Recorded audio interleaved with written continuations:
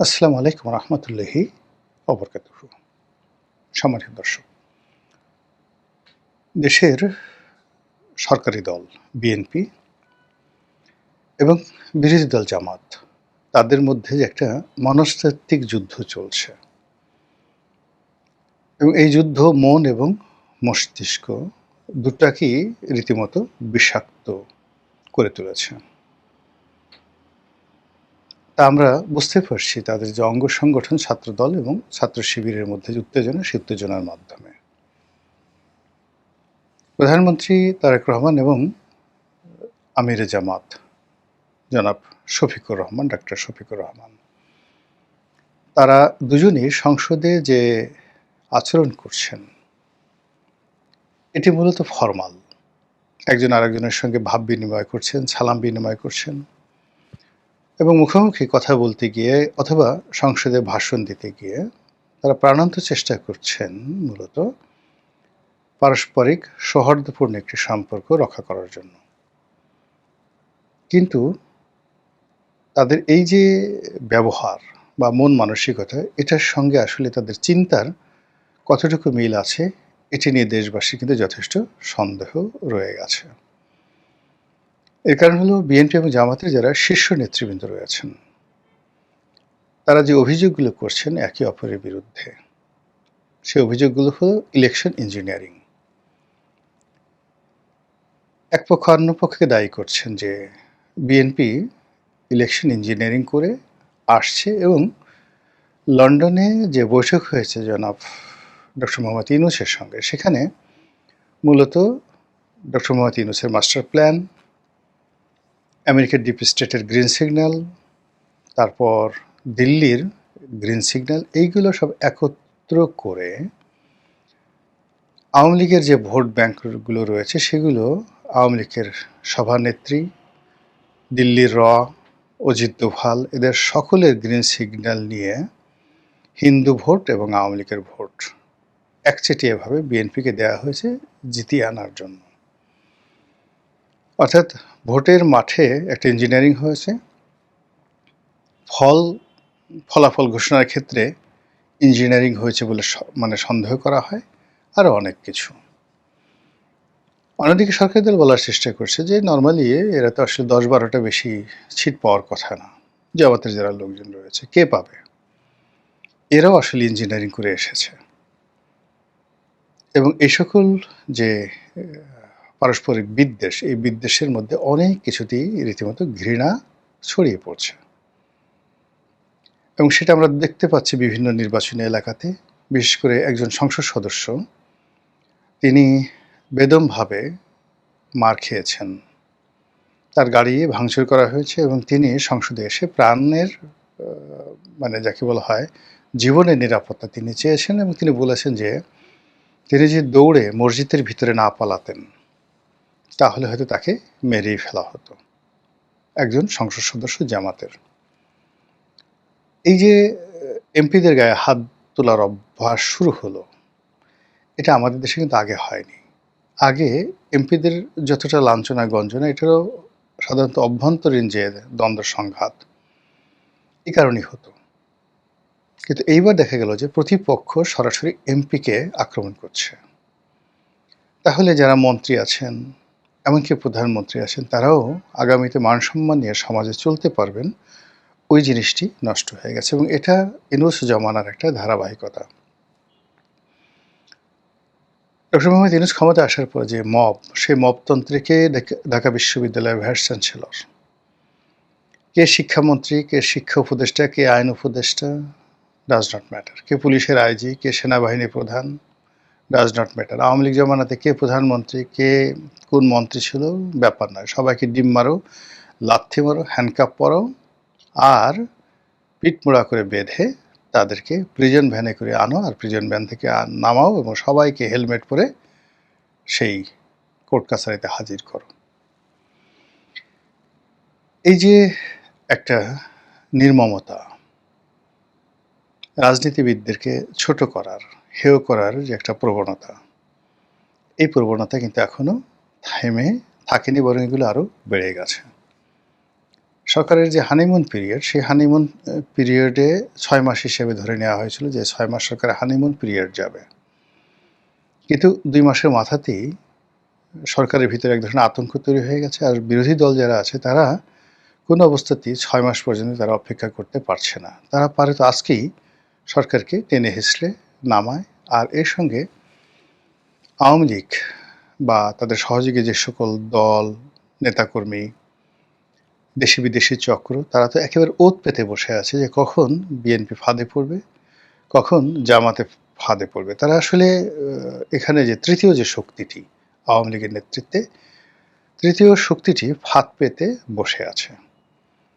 এবং তারা যে আসলে এখানে বিএনপি এবং জামাত দুজনের সঙ্গে খেলবে, অথবা একজনকে দিয়ে আরেকজনের বিরুদ্ধে খেলবে, একজন দ্বারা আরেকজনকে লেলিয়ে দিবে। যেমন দেখা গেল নির্বাচনের যে সময়, তখন আওয়ামী লীগের মনে হয়েছে যে জামাত ক্ষমতায় যেন না আসতে পারে, বিএনপিকে ক্ষমতা আনতে হবে। কিন্তু এখন তারা মনে করছে যে এটা তাদের একটা ভুল সিদ্ধান্ত হয়েছে। এবং স্বয়ং শেখ হাসিনা তার ভাষণে তিনি নানা রকম নেতিবাচক কথা বলেছেন, অথচ ভোটের সময় মোরালেস দিল্লি থেকে, কলকাতা থেকে, লন্ডন থেকে যে আওয়ামী লীগের সূত্রগুলো রয়েছে, তার সঙ্গে সঙ্গে তাদের যে সকল ডিপ্লোম্যাটিক চ্যানেল রয়েছে, সব জায়গা থেকেই বিএনপিকে ভোট দেওয়ার ব্যাপারে গ্রিন সিগন্যাল দেওয়া হয়েছিল, যেটি এখন বুমেরাং হয়ে গেছে। এবং তারা বলছে যে না, বিএনপি আসলে আমরা যে ভোট দিয়েছি এটা ভুল করেছি, বিএনপি আমাদের জন্য কিছু করছে না, করবেও না। তো কাজেই তারা বিএনপিকে বিপদে ফেলবে, এটা স্বাভাবিক। এবং সেই বিপদে ফেলার জন্য তাদের প্রথম পছন্দ হবে জামাতকে শক্তিশালী করা, জামাতকে ইনফ্লুয়েন্স করা, অথবা বিএনপির ঘাড়ের উপর ভর করে জামাতকে উত্তেজিত করা এবং জামাতকে পথে ঘাটে অপমান করা। যেমন দেখা গেল যে যেহেতু ভোটের মাঠে একটা সমীকরণ হয়েছে এবং তারা অনেকেই এখন বিএনপির সঙ্গে মিশে গেছে, আওয়ামী লীগের লোকজন, জামাত এখন উল্টো এদেরকে গুপ্ত বলছে, আওয়ামী লীগের লোকদেরকে গুপ্ত বলছে এবং বিএনপি লোকদেরকে গুপ্ত বলছে।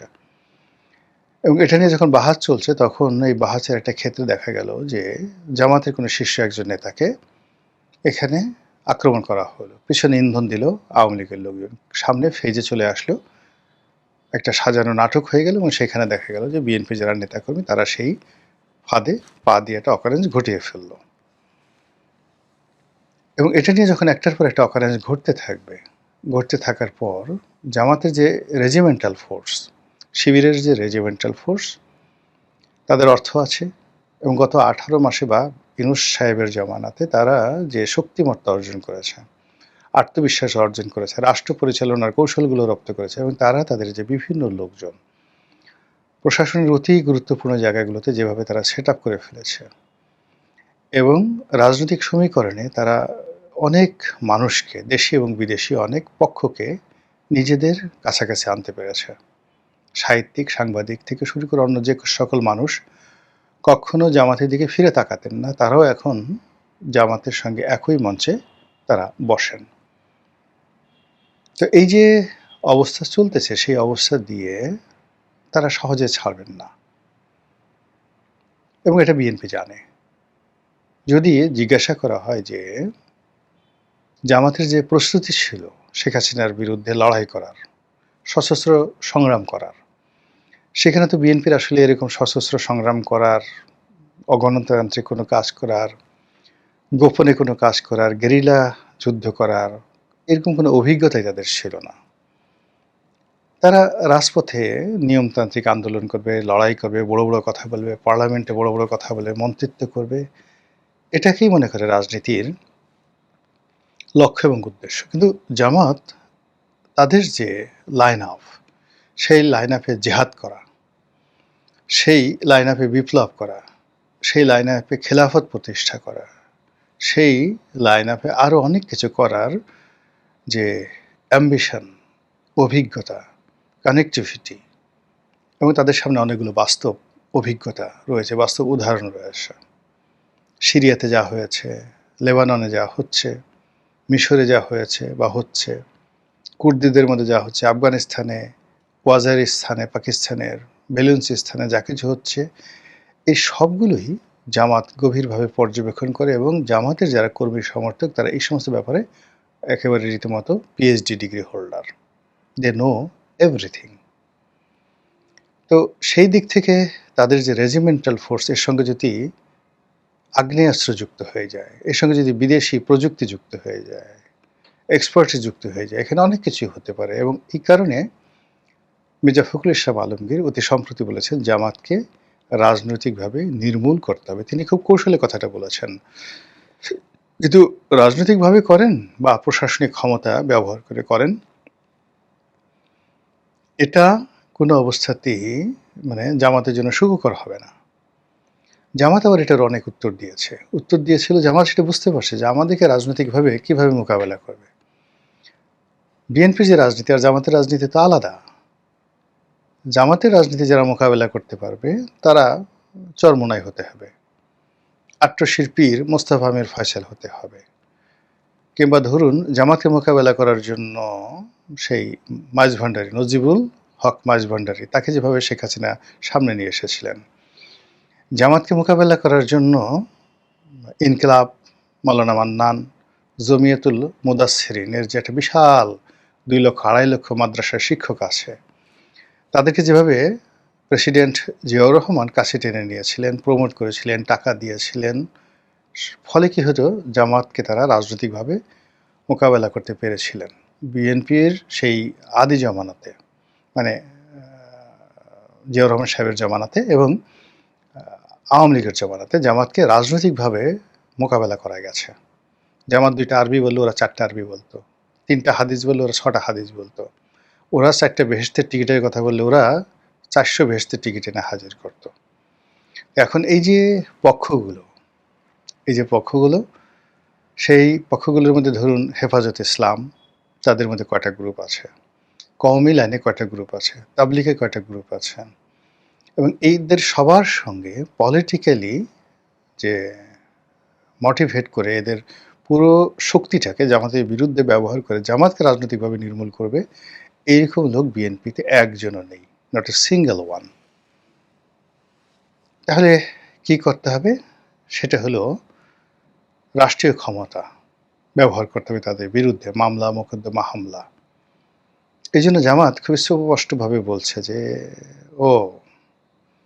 আপনারা বিএনপি হওয়ার চেষ্টা করছেন, না আপনারা আওয়ামী লীগ হওয়ার চেষ্টা করছেন, কোনোদিন আওয়ামী লীগ হতে পারবেন না। অর্থাৎ আওয়ামী লীগ যেভাবে প্রশাসনকে কুক্ষিগত করে জামাত নির্মূলের চেষ্টা করেছে ওটা আপনি কোনোদিন পারবেন না, 100 বার চেষ্টা করেও পারবেন না।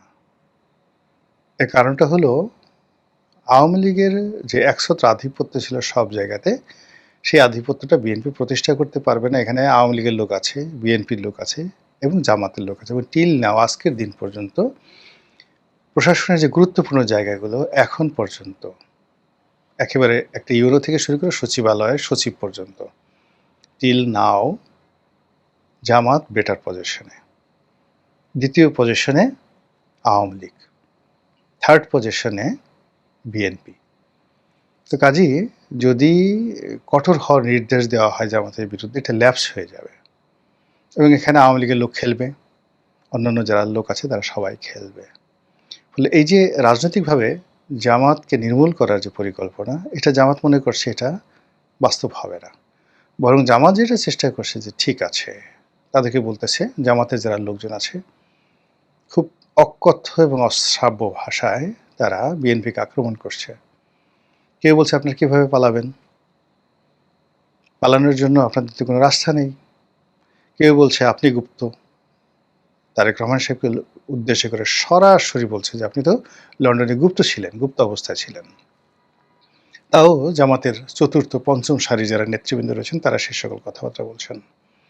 সবাই বলার চেষ্টা, জামাতের নেতাদের বা জামাতের বি টিম সি টিম তারা বলছেন যে বর্তমানে এখন পর্যন্ত সংবিধান অনুযায়ী টিল নাও বৈধ প্রধানমন্ত্রী শেখ হাসিনা, সংসদ বৈধ, তার সংসদ বৈধ, সব কিছু, এই রাষ্ট্রপতি বৈধ, আর এরপরে যা কিছু হয়েছে নিউজ থেকে আজকের দিন পর্যন্ত সব অবৈধ।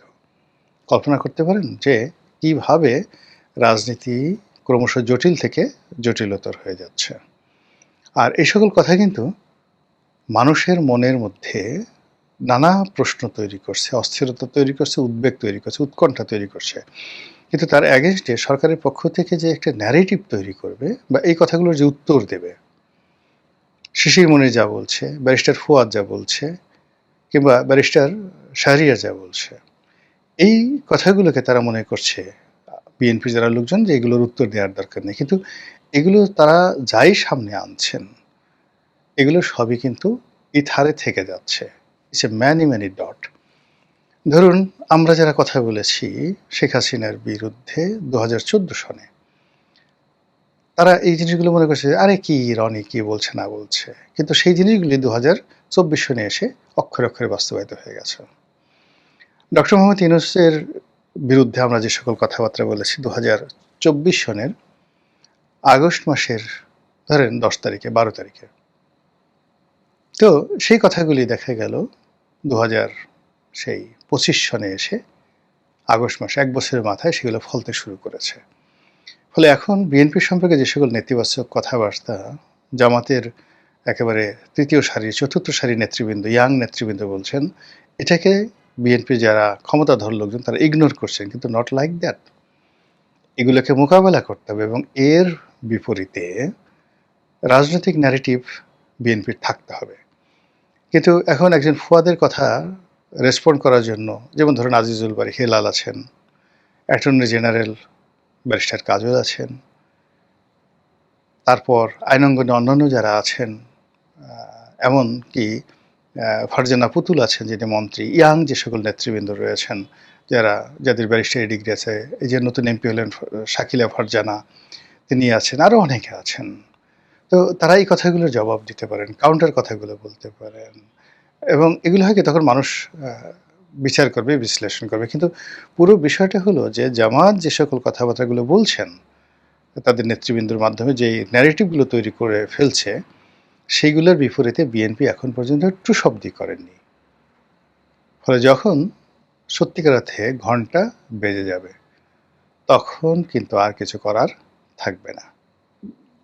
মহান আল্লাহ আমাদের সবাইকে হেদায়েত দান করুন, হেফাজত করুন। আসসালামু আলাইকুম ওয়া রাহমাতুল্লাহি ওয়া বারাকাতুহু।